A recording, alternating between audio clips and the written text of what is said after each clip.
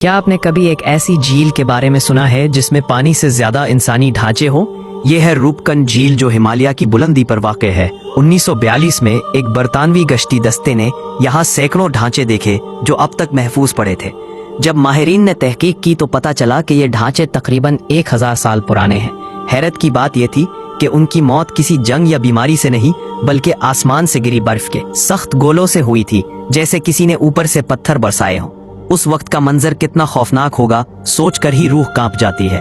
कहा जाता है कि बर्फबारी इतनी शदीद थी कि कोई भी बच न सका। इतने सारे लोग वहां एक साथ क्या कर रहे थे?